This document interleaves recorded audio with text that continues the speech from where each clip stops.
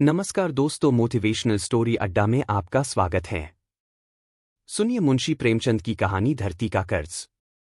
मुंशी प्रेमचंद की कहानियां उनके यथार्थवादी दृष्टिकोण और समाज की गहरी समझ को दर्शाती हैं। यहाँ एक नई, मौलिक कहानी प्रस्तुत है जो उनके लेखन शैली और नैतिक संदेश को ध्यान में रखकर लिखी गई है।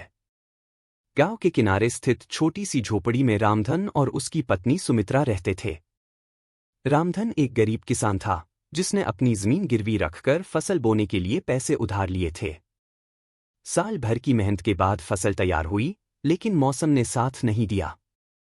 आधी फसल बारिश में बह गई और जो बची वह सूखा पड़ने के कारण मुरझा गई।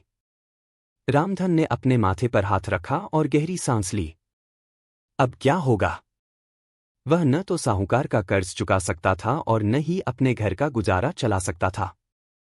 सुमित्रा ने उसे ढांढस बंधाया, घबराओ मत, भगवान पर भरोसा रखो, कुछ न कुछ रास्ता जरूर निकलेगा। इसी बीच गांव में एक बड़ा व्यापारी आया जो किसानों से उनकी जमीन खरीदकर अपने काम के लिए इस्तेमाल करता था। रामधन के पास कोई विकल्प नहीं था।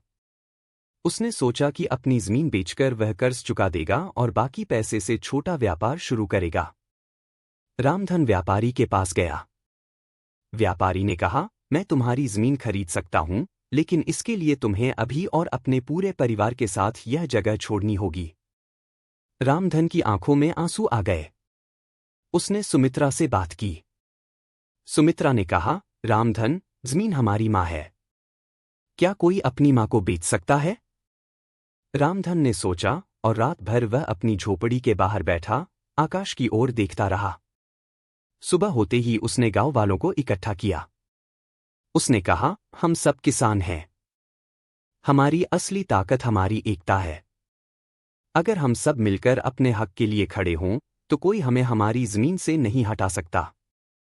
गांव वालों ने रामधन का साथ दिया। उन्होंने तय किया कि वे सब मिलकर साहूकार का कर्ज चुकाएंगे और किसी भी बाहरी व्यक्ति को अपनी जमीन नहीं बेचेंगे। उनकी एकता देखकर व्यापारी गांव छोड़कर चला गया। नैतिक शिक्षा। यह कहानी हमें सिखाती है कि कठिन परिस्थितियों में भी आत्मसम्मान और एकता सबसे बड़ा हथियार है। जब हम अपने मूल्यों और जड़ों से जुड़े रहते हैं तो कोई ताकत हमें झुका नहीं सकती। लहजा। यह कहानी मुंशी प्रेमचंद की सहज, यथार्थवादी और प्रेरणादायक शैली को अपनाकर लिखी गई है। धन्यवाद।